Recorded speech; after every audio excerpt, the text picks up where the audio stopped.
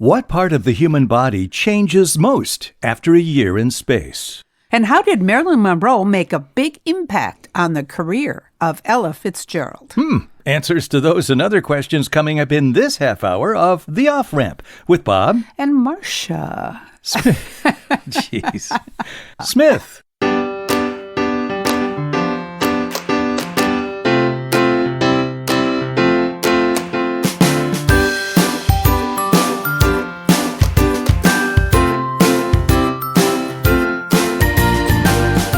Welcome to the Off-Ramp, a chance to slow down, steer clear of crazy, take a side road to sanity, and get some perspective on life. Well, Marcia scientists are starting to get some perspective on how long space travel affects the human body. So what part of the body seems to change the most after a year in space? Well, is it the skin? Skin, that's a good one.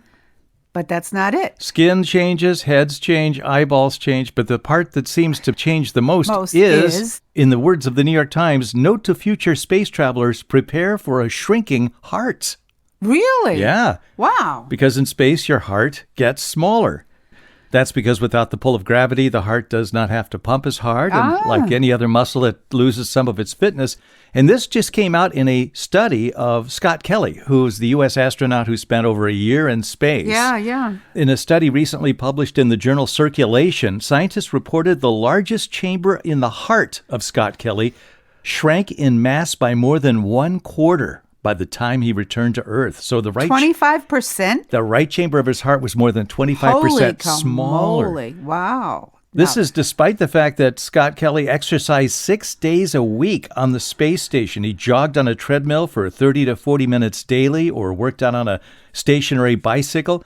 And he also used a resistance machine that mimicked the lifting of weights. And yet, over his 340 days in space, his heart mass shrank to 4.9 ounces from 6.7 ounces. That's a decline of 27%. Can you retrieve that, I wonder? I mean, can it come back? Yeah, apparently it has come back. Okay. But this poses, concerns for these long journeys to Mars that they have planned, Wow.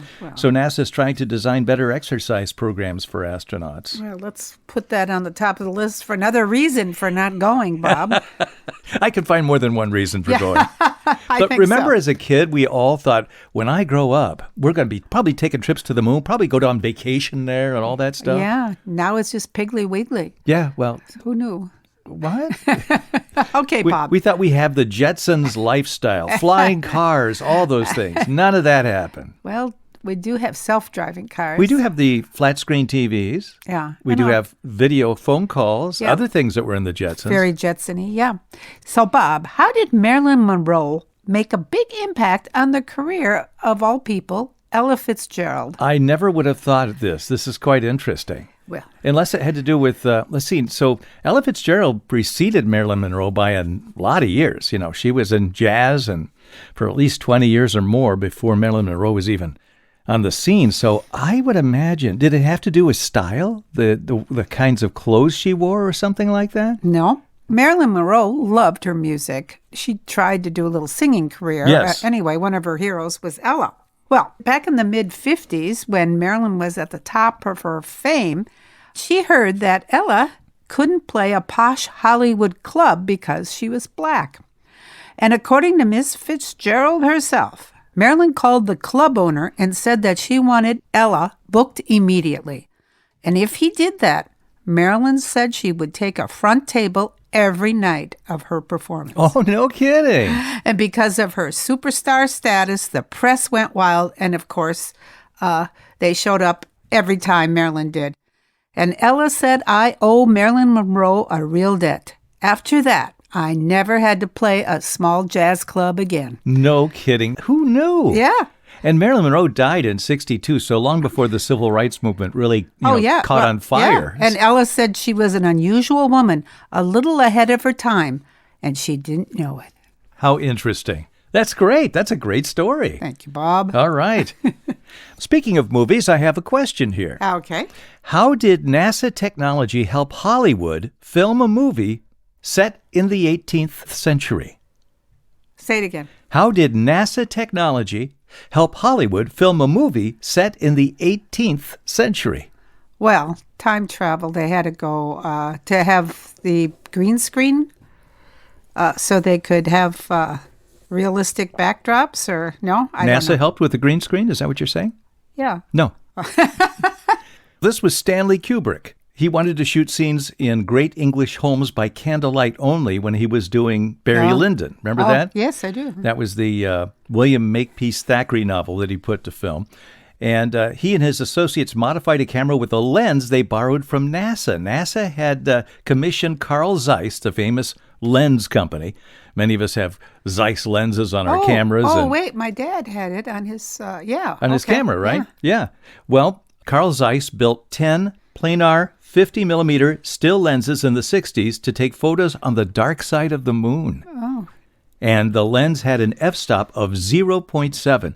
That helped Stanley Kubrick film night scenes using candlelights only, which gave an authentic feel to the film, which was set in the 1700s. And by the way, he was no stranger to cameras. Before becoming a director and a filmmaker, Stanley Kubrick was a Look magazine photographer. I didn't know that. I didn't know that either. Anyway, so that's how NASA helped Hollywood film a movie set in the 1700s by candlelight. Very enlightening, Bob. Enlightening. I love the pun there. That's good. You caught it, too. That's unusual. All right. Here we go again with the unusual. I'm sorry. Any compliment for me, it's unusual. No, Why it's is special. that, Marcia? You're a special guy. Don't say special. That has other connotations I don't like. All right. I got a ramper question for you, Bob. This is from Benjamin Christopher in Los Angeles. Okay. This is your kind of question. Why doesn't Disney World have mosquitoes? Why doesn't Disney World have mosquitoes? You know, I read this in an article a long time ago. What is it? I think they went to great lengths in all of their water system and their ponds to eliminate the possibility of, larvae forming. But I can't tell you the answer. Yes, it's very complex what they do, and I'll read you his answer. Even though Disney World is located in swampy Orlando, Florida, a prime place for mosquitoes to thrive, the theme park takes great pains to ensure that these pesky bloodsuckers don't bother their guests. Disney has instituted what it calls the Mosquito Surveillance Program. This includes carbon dioxide traps throughout the park that catch bugs. The Disney team then freezes the caught bugs and studies the population to determine the best way to get rid of them. Holy cow, they're like the S.C. Johnson Company where they got the big lab for the mosquitoes for raid and everything. They also have, quote, sentinel chickens. What? Quote, yeah, throughout the park, like canaries in a coal mine, so to speak. They regularly have their blood tested for mosquito-borne illness. If a chicken shows any such illness, Disney can pinpoint where in the park it happened. It's different places. They also make sure there's very little standing or still water where mosquitoes would thrive. Mm-hmm. These measures, combined with ensuring the presence of natural predators and the targeted use of sprayed insecticides, helps ensure that visitors will have to endure as few bug mites as humanly possible while visiting the happiest place on earth. It allows people to enjoy themselves and focus on the things that really matter, like making sure their children don't get eaten by alligators. There's another one. It is remarkable that whole park is in the middle of what was a swamp. Yet to be able to get rid of the mosquito problem when you're surrounded by wetlands, it's amazing. It's an amazing thing. So, wow, that's interesting. I didn't know about the sentinel chickens. That sounds really funny. A surveillance program. And do you recall when we were there twice with our young children? Did you ever No, I don't remember see a mosquito or get ever being bit by a mosquito. No, me either. It's pretty amazing. It is. And where did that come from again? Benjamin Christopher in Los Angeles. And if any other ramper out there has a question for one of us, you can go to our website, theofframp.show, and go all the way down to Contact Us. And contact us. No. It's best to write the question, the answer, where you got it from, and then who you want to answer that question. Do you want the question to be for Bob? No, of course not. You want the question to be for Marcia, to stump Marcia. We appreciate any and all contributions from our audience. Wonderful folks listening. Okay. Well, speaking of water, recently that big, huge container ship, the Evergreen, was wedged shore to shore in the middle of water, the Suez Canal. It blocked traffic on the 160-year-old waterway. Amazing. Now, photos of that ship next to the big John Deere front-end loaders made the excavation equipment look like Matchbox toys. Uh-huh. All right, so that ship had 20,000 containers on board. Now, if somebody decided, let's just go to the nearest airport and fly this stuff out, how many Boeing 747s would it have taken to fly that freight? How many Boeing 747s? 12? That's a lot of freight, right? It's more, isn't it? Yes. How many? An unbelievable 2,500 planes. That's how much that barge had on it. That's crazy. Yes, that's no exaggeration. Let me quote from the front page of the Wall Street Journal. The 20,000 containers aboard would fill 2,500 Boeing 747s, an industry executive estimated. That's how much those huge ocean-going barges are transporting. You know, you heard all the other comparisons. Flip it up on its end, it's tall as the Statue of Liberty. It's as long as 4 football fields. But when you say, yeah, it would take 2,500 Boeing 747s to fly that freight, that's just amazing. It is. Quick question. What countries have won the most World Cups? You know what World Cup is, Bob? This is soccer. And the World Cup is like the Lombardi Trophy. For soccer. Only for the whole world. Yeah. Not just the United States. I would say it's probably Italy or England. I don't know, one of those two. Right. Number 1 is 5 World Cups to Brazil. Okay. And then it's tied for second, which 4 World Cups each to Germany and Italy. So those 3 countries have 5 and 4. I remember when World Pele Cups. came up here from Brazil to play in the U.S. years and years ago. So that's really a hot spot for soccer. So the World Cup championship has been won by Brazil more than any other nation. Yeah, followed quickly by Germany and Italy. Okay, all right. Marcia, what's the highest court in the land? Supreme Court. No, it's above the Supreme Court. Oh, you mean the godly one? No, there's a basketball court above the Supreme Court. What? Oh, that's funny. It's known as the highest court in the land because Sandra Day O'Connor, who was the first woman on the Supreme Court, insisted that she be able to play there too. Good for her. For 191 years, only men had sat on the Supreme Court, and the closest ladies' room required her to walk down an endless hallway. So she did what made sense. She just commandeered a nearby men's room instead, said, this is the ladies' room from now on. That's mine. And she took ownership of this other boys' room, too, the basketball court above the Supreme Court. She called it the highest court in the land, and she wanted to exercise. And after she heard other women in the building did, too, she reserved the gym, and she asked the local YWCA to send an aerobics teacher, and even ordered custom T-shirts that read, "Women work out at the Supreme Court." And the exercise classes became a daily ritual. Oh, that's wonderful. That shows how just one person going into a new environment can change things. Yes, I love it. So that's where the highest court in the land is. It's the basketball court above the Supreme Court. That's very funny. Very funny. Well, you and I in the past, not on the show, but have talked about the Sarah Winchester house in San Jose, California. Remember the story behind that? Yes, she's an heir to the Winchester rifle fame. Correct. And was a little berserk. She kept adding on rooms to the house because she thought it was haunted or something like that? Well, it's actually, she lost her daughter and her husband to disease. And she went to a medium who said, you are cursed. And to break the curse, move west and build. Keep building. So she bought a house in San Jose. And she started to add on to it for 36 years. Amazing. She added on. So here's the question, Bob. How many rooms, doors, or windows does this house have? I will say 57 rooms. 160. 160 rooms. 2,000 doors. Holy cow. And 10,000 windows. And this was all done in the 19th century. Yes. Think of all that work that was done on that house. The house had many odd features to confuse evil spirits, like staircases to the ceiling and rooms with a glass floor and doors that opened to a 2-story drop. Oh, geez. Yeah, she wanted to confuse the evil spirits. So that's what she did. That's scary. I'm surprised somebody didn't die in that house because they fell when they opened that door and walked into that 2-story drop. Yeah. Oh, dear. King George III is seen as a villain in American memory, right? Because he was the king during the American Revolution. He also created quite a lot of difficulty for English royals till 2013. What was that? What kind of difficulty did he lay on to generations of royals? It only changed in the last decade or so. Geez, can you narrow it down a bit? It was a Royal Marriages Act of 1772. You couldn't be divorced? No, it created a system of male preference primogeniture. You know what that is? No. Male sons, even if they were only infants, could displace an elder daughter in the line of succession. And because of that, in the centuries that followed King George III, there were only two queens, Victoria and Elizabeth II. They became rulers only because no males were in line for the throne when their fathers died. Uh-huh. If there had been a young male there, if there'd been a male baby that was there in the line of succession, it would have taken her place. Ah. It would have been the king, an infant.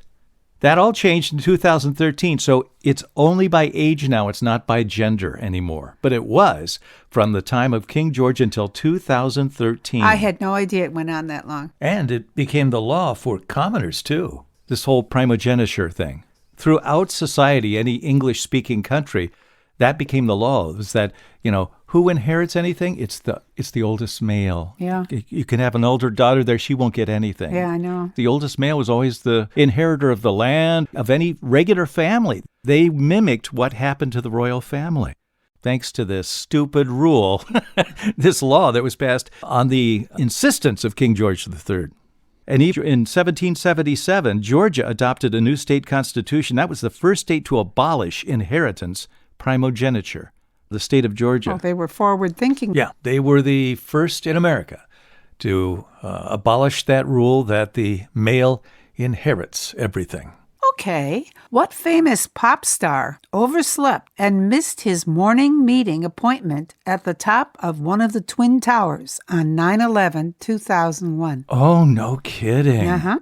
So he had a meeting at the top stories of that building. Oh, my God. What kind of field was this pop star in? Music or film? Music. Music. Was it somebody like Elton John or somebody like that? No. Who is it? Michael Jackson. Really? On the evening of August 10th, Michael Jackson stayed up until 3 a.m. talking with his mom and sister and some other friends. Consequently, he overslept the next morning and he missed his meeting. He told his mom, "I'm okay thanks to you," and credited her with talking so much he didn't get enough sleep. So his mom helped him and kept him alive. Isn't that something? Wow. Yeah. Well, here's a mom question, and it's about a celebrity. Why did Kevin Bacon's first paying job as an actor disappoint his mom? Oh. His first paying job as an actor disappointed his mom. Why? I don't know. Did he play a pimp or something? No. Did he not get much money? Did he No. He had his first paying job as an actor when he was 16. He was in a recruitment film for the Army ROTC, and his mom was an anti-war activist. So she was very disappointed. Oh, teenagers, they always find a way to get They you. just rebel. All right, there you go. Time to take a break. We'll be back with more on The Off-Ramp with Bob and Marcia Smith in just a moment. Okay, we're back with The Off-Ramp. You got a question there, Marcia? I do. In the marriage ceremony of the ancient Incas of Peru, the couple was officially wed when they did what? The couple was of at any level of society? Part of the ceremony, apparently, yes. The couple was officially wed when they Like did here, what? Like here, what do? We exchange rings, and then they. So it's some kind of present ritual you. like that. It's a ritual. Like exchanging rings. Okay, I don't know what they did. Okay, they took off their sandals and handed them to each other. Oh, that's sweet. Isn't I walk it? in your feet, Yeah, in your shoes, you yeah. walk in my shoes. Yeah, I found it charming too. That is really sweet. Yeah. Now that has so much obvious symbolism. It does. Except your feet are smaller than mine, so your shoes wouldn't fit me. Well, Am I missing something? yeah, just move on, Bob. Okay. All right. What TV producer convinced a studio to commit to his comedy by writing a song? More info. Well, this is a comedy TV show that was in the 60s, and the producer was having trouble getting people to understand his pilot. So what he did was he wrote a song to explain it. This is the 60s? Mm-hmm. Gosh, I'm trying to go back. I don't know. Tell me. You know this song. Everybody knows this song. It's an earworm song. Gilligan's Island. Oh, what? Sherwood Schwartz. He was a college-educated TV writer. He had degrees in zoology and psychology. So he came up with this concept for a show that would take representative members of American society and strand them on an island where they'd have to interact with each other. And it sounds like, doesn't that sound like Survivor? Remember, that was the first reality show. I think it was so. that same thing, only this was a comedy. So anyway, studios were interested, but they began arguing with him and tinkering with the concept. But he got a brainstorm. Why don't I explain the premise in a theme song? So he wrote his own tune and performed it for CBS management. And yes, it was the song that they used at the beginning of the show. A 3-hour tour. Yes, that whole thing. And Marianne. The skipper to the millionaire. Did you watch that show? Oh, of course. Who didn't watch that show, Marcia? I've only saw it maybe a couple times my whole life. You didn't understand quality television of the 60s. Anyway, that's kind of fun stuff. It is cute. TV. And speaking of fun, okay. What is on display in the city of Munster, Germany, that no doubt keeps public notaries on their toes? What is on display? Uh-huh. Statue of a notary being impaled on some kind of a cross? Well, I don't know. That's good. That's even worse than this. No, they have the mummified hand of a notary public that was chopped off for falsely certifying a document 400 years ago. Oh, my God. And it was put out as a warning to other notaries. Mummified hand. Oh, my. 400 years old. That's terrible. Oh, 400 years old. Okay, I got some insults from 400 years ago. You do? It's some more of those Shakespeare insults that he put in some of his plays. This is kind of funny. I'll beat thee, but I should infect my hands. That's good. Yeah, that was Timon of Athens. If you ever need to get out of a physical fight, Shakespeare gave you the perfect excuse. Wit over brute force. I would beat thee, but I would infect my hands. I like that. And here's another one. I am sick when I do look on thee. From A Midsummer's Night Dream. Isn't that awful? Oh. The reason you leave is for a bit of nausea. That's getting out of a fight. I am sick when I look on you. I must go now. I'll save that for our next disagreement. I need to go to the restroom. Oh, See you. God. Oh, I have a little factoid connect with my last mummified hand story. And speaking of body deterioration. Oh, jeez. Did you know our bodies today don't deteriorate as quickly as they used to? Why? Because of all the food preservatives. Exactly. Is it really? Yeah. Oh, no. It slows down decomposition, all the preservatives we eat. So, Grandma and Grandpa are rotting a lot slower down there. Oh, dear. All right, Bob. The U.S. interstate highway system requires that 1 mile in every 5 miles must be what? Must be straight on. Must be just a straight line, because the interstate highway system was intended for use for planes during a time of war, where they could land anywhere on the interstate highway system. So it'd be runways all over the country. Well, Mick Barney Pants does it again. That's correct. That's what happens when you have Eisenhower in charge of things. Yes, a general. You're absolutely right. What a brilliant idea. I'd say it is a brilliant idea. Okay, Marcia, you buy some of these products. We know Dr. Scholl really was a doctor. Did you know that? Yes. Dr. Scholl really was a doctor. Know that. What was his first occupation, though? He was what are those guys that stuff deer? A taxidermist? Yeah. No. I don't know why. But why would that lead to being a shoe doctor? I just thought it was something. Dr. Scholl. Okay. He was a shoemaker's apprentice. This is how he got the idea to go into medicine, because that work convinced him of two things. Feet were abused and nobody cared. Yeah. So he set out to fix that. And by the time he became a doctor at age 22, he had invented and patented his first arch support already.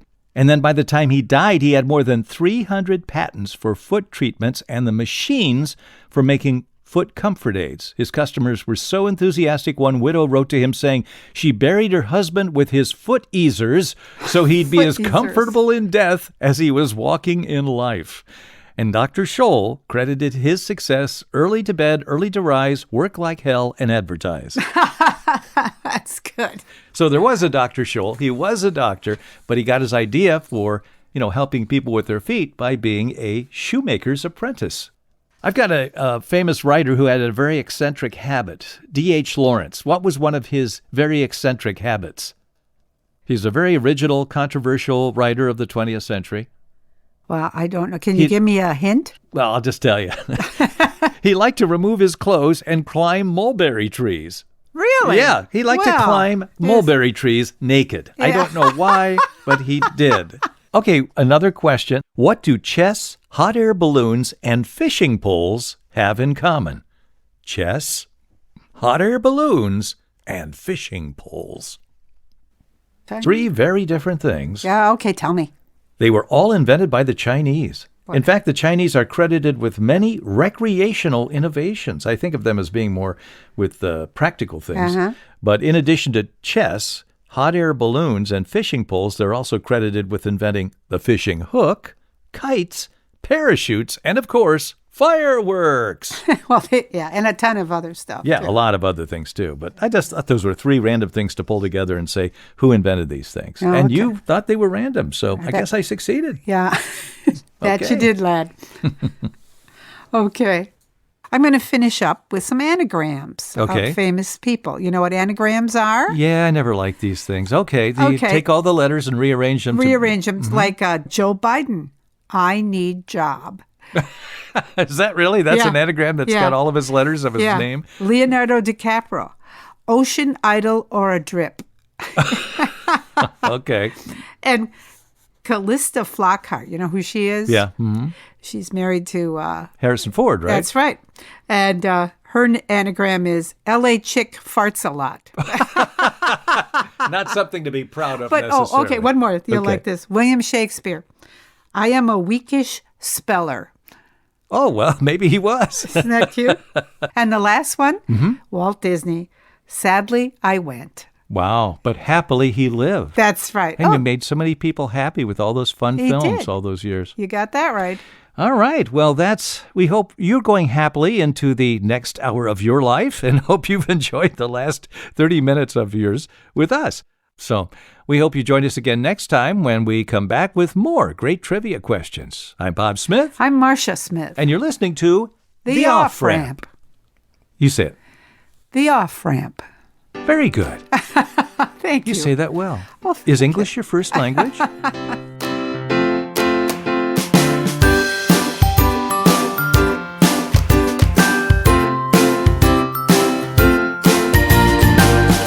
The Off-Ramp is produced in association with CPL Radio Online and the Cedarburg Public Library, Cedarburg, Wisconsin.